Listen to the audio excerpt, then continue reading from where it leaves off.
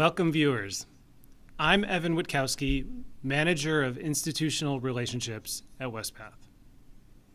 The purpose of our webinar today is to hopefully pique your interest in the IEN, which is the Intentional Endowment Network Student Corporate Engagement Challenge.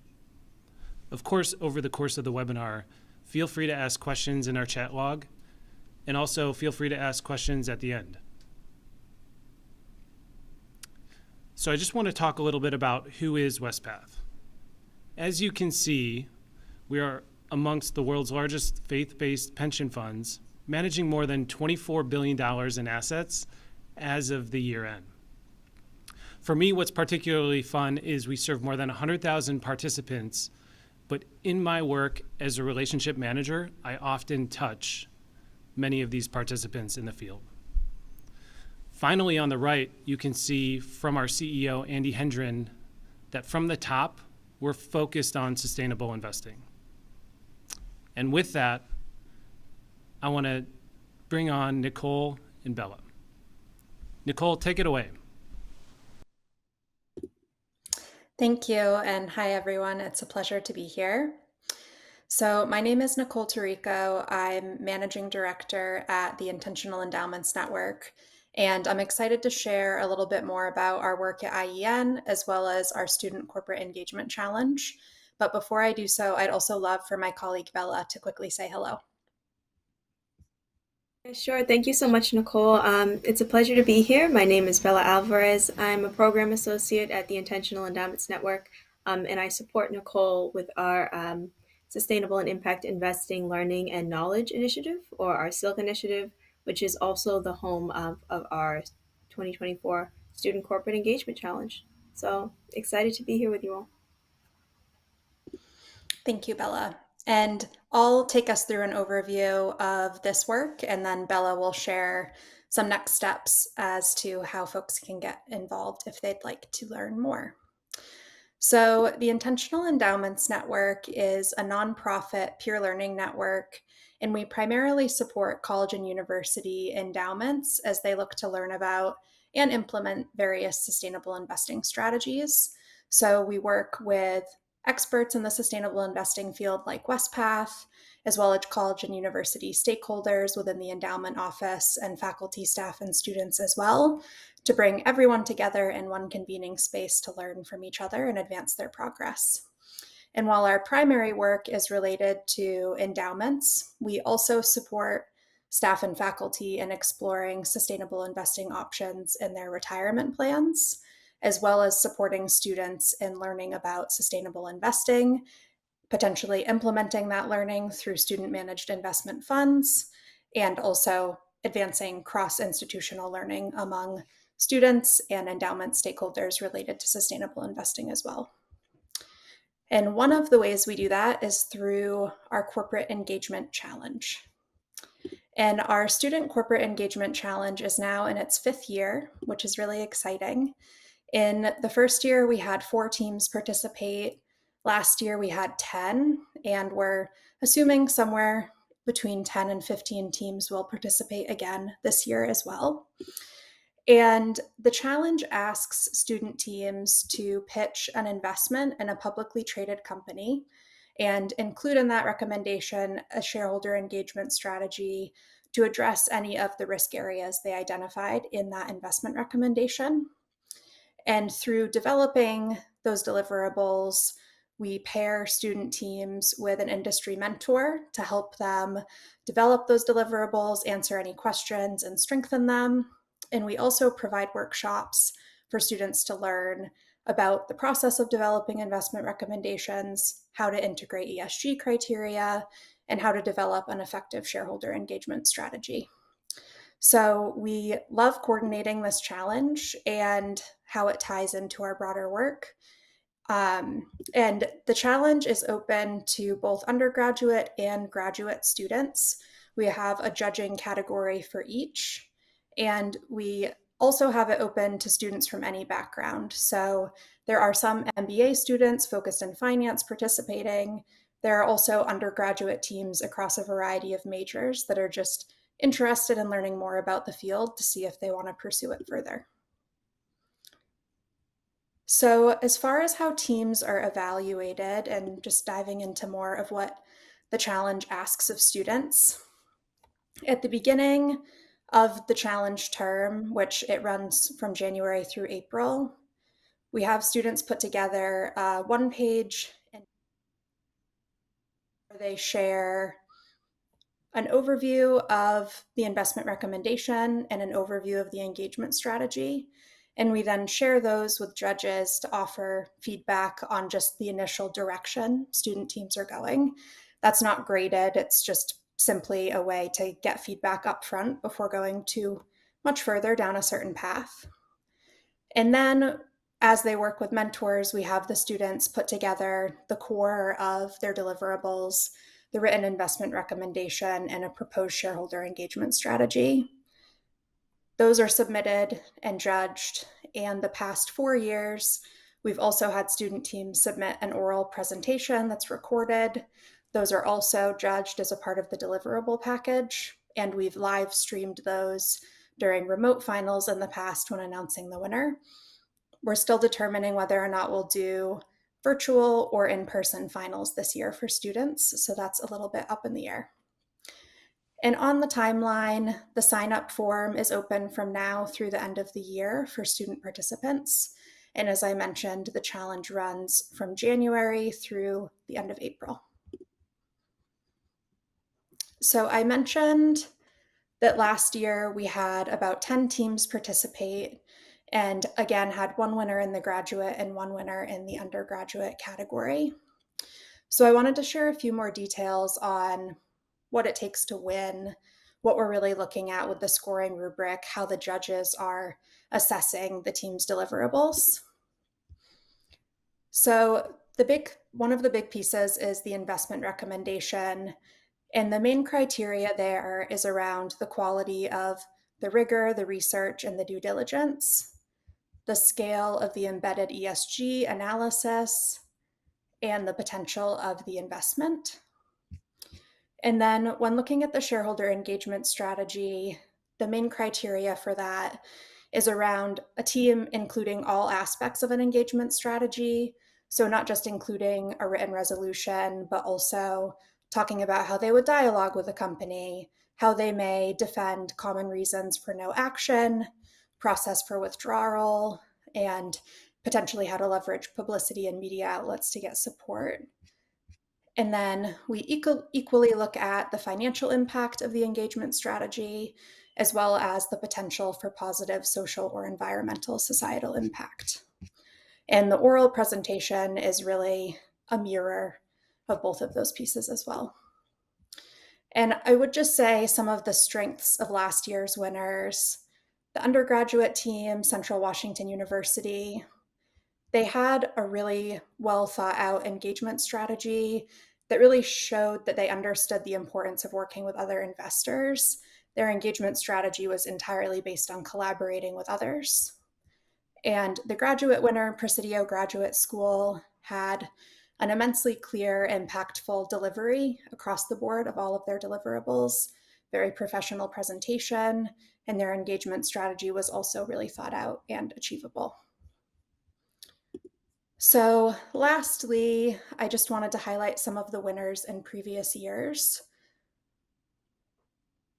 And especially Virginia Wesleyan University, they participated the last 2 years. They were the winner in the undergrad category the year before last. They came in a very close second in the undergraduate category last year.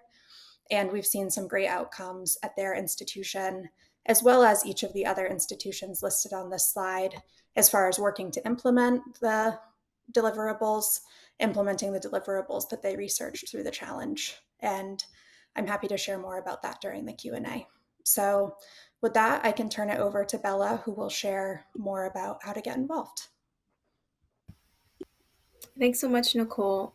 So on the challenge, we'll be hosting 2 information sessions, one on November 14th at 2 p.m. and one on November 16th at 4:30 p.m. Both of these are Eastern Time. And any students with questions about the application or the deliverables or the timeline are welcome to attend one of these 2 upcoming sessions. Just pop in, learn a little bit more, and ask questions. But the application itself is very straightforward. It's a really simple process. So the first few questions on the application will ask for basic information and a faculty or staff point of contact at your institution. The next two questions are yes or no questions about whether or not the team wants to be matched with a mentor and if the team wants to use the live and educational workshops that are provided during the challenge season. And then following that, there's a question that asks the student to submit the names and emails of their other team members. So teams are typically between 3 and 5 students, but if the student does not have available yet the other teammates that will be on their team, they can submit that information as late as January 8th, so a few weeks after the form closes. Then the following few questions are on deadlines, and then the student has to provide written agreement to create and present a report to endowment stakeholders, which is just a part of those deliverables, to provide feedback on the challenge once the process is complete, and then allow the deliverables to be included, usually in summary form, in our media work around the challenge. And then the second to last question is really the only one that might be somewhat of a heavy lift. It's just 250 words that ask the respondents to share why they're interested in participating in the challenge. And then there's also space to provide context for their interest. So it's a really simple process, but any students that have any questions, of course, are welcome to those information sessions and, of course, to contact Nicole or I through email. Nicole, we appreciate the time that you've devoted and stick around for questions after. But in just a moment, I will bring on my colleague Lucas Schoeppner to share a real-life example of engagement. But first, I wanted to share highlights of Presidio's winning pitch last year in the graduate school division to give you a better idea of what the competition entails. Hi, I'm Claire Nevels, and I'm here with my colleagues, Kate Vachon, Steph Mata, Hallie Green, and Lauren Novak, and we're here to let you know why we believe it is a good time to invest in First Solar. We want a future where clean, renewable energy powers our lives without causing further harm to people or the planet.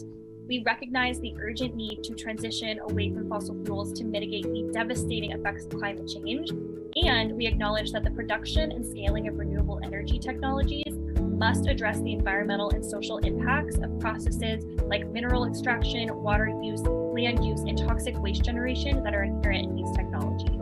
First Solar is setting industry standards in operational performance. They're currently falling behind when it comes to fostering diversity, equity, and inclusion within company leadership, which we have identified as a grave risk given the wealth of research showing the link between DEI and business success. We want to see First Solar set specific, measurable goals and establish a timeline for achieving meaningful progress towards creating a more diverse and inclusive workplace, particularly at the leadership level, which leads us into our shareholder resolution. We request that First Solar publish a data-driven strategy that includes a timeline outlining how the company plans to increase DEI within its top management and board-level positions to a level that is representative of the communities it serves. Study upon study have shown that increased diversity leads to increased financial success and better shareholder returns. It also helps attract and retain talent, improve brand reputation, and strengthen companies' competitive position. Most importantly, greater gender and racial diversity is associated with enhanced creativity and innovation, better decision-making, and improved social and environmental outcomes, which is critical to allow First Solar to continue to be a leader in addressing the complex and interconnected challenges facing our planet and societies. This is not only crucial for First Solar's bottom line, but also for creating a more sustainable and just future for all. And in conclusion, by investing in this innovative and impactful company, we can harness the power of clean energy to combat climate change, improve the lives of communities around the world, and create long-term sustainable growth.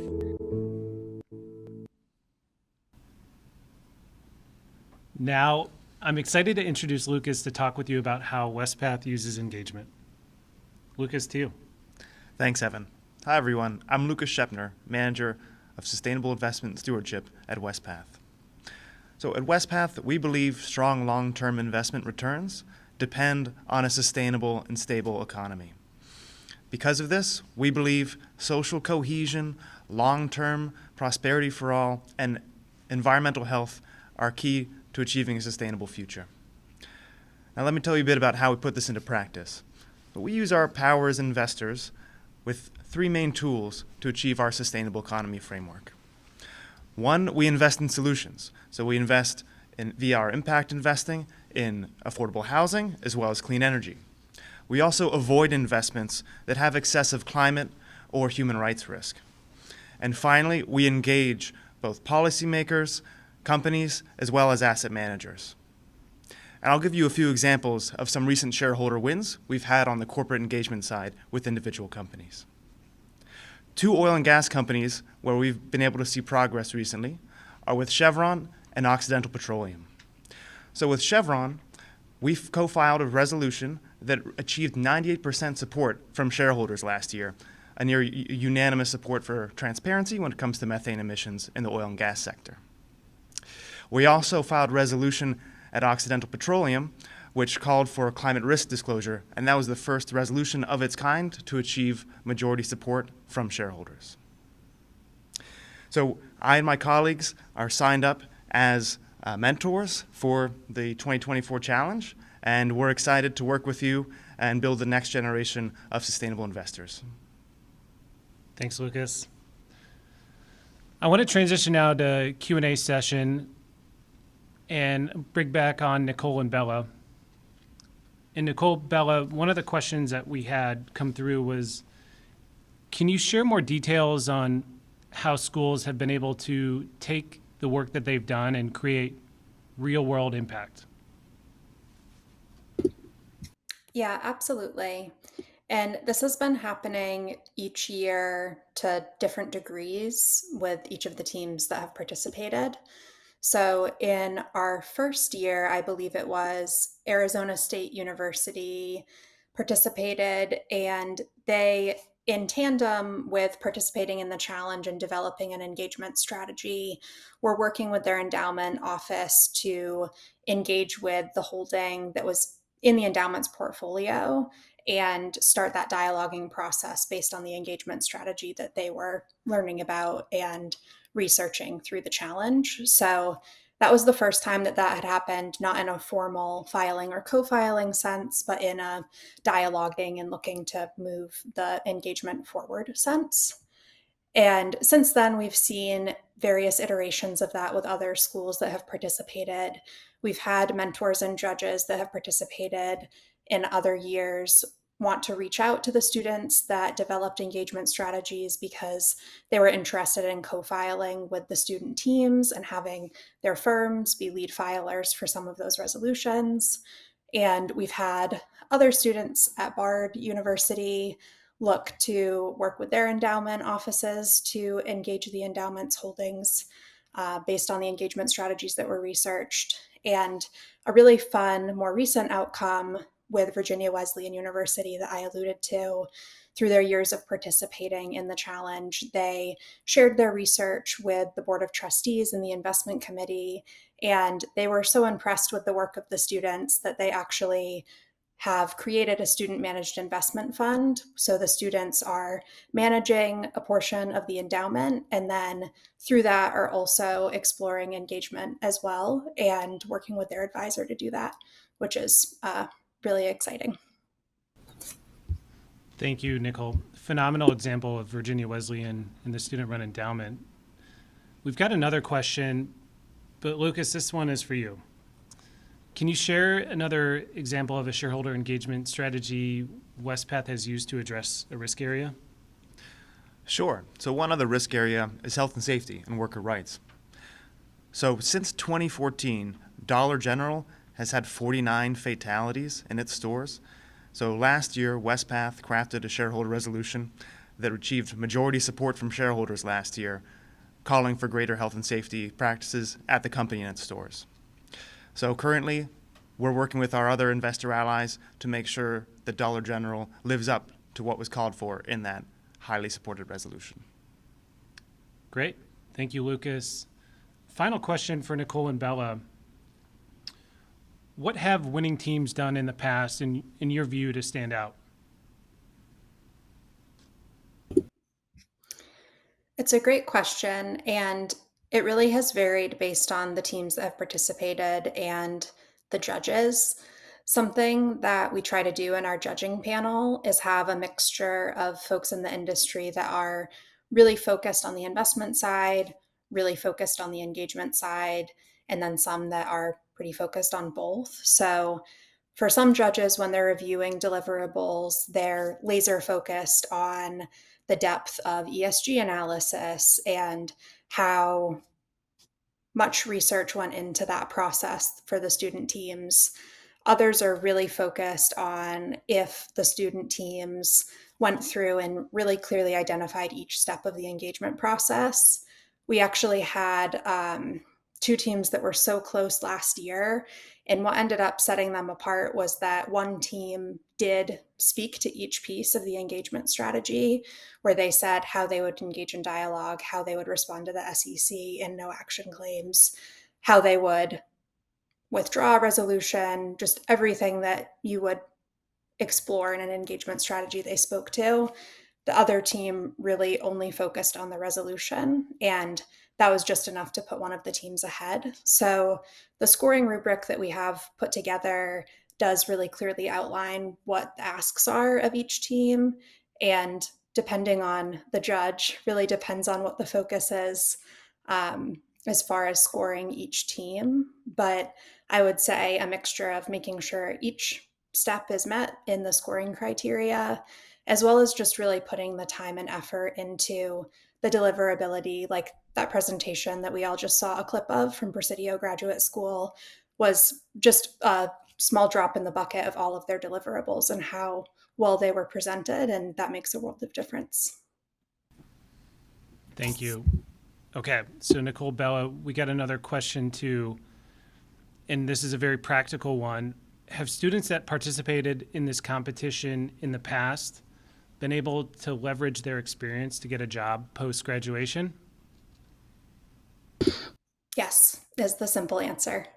We've heard several stories, one from a student at Arizona State University that said as a writing sample, she actually submitted some of the deliverables she worked on and was told in her interview that that was the reason that she got the interview, and she was ultimately hired for the role. We have also heard from several others that have gotten job placements.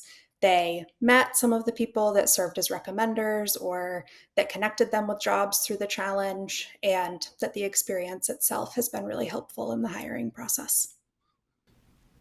Good to know. If there are no other questions, I just want to thank Bella, Nicole, Lucas, thank you. And also, thank you so much for tuning in today. Have a great rest of your day.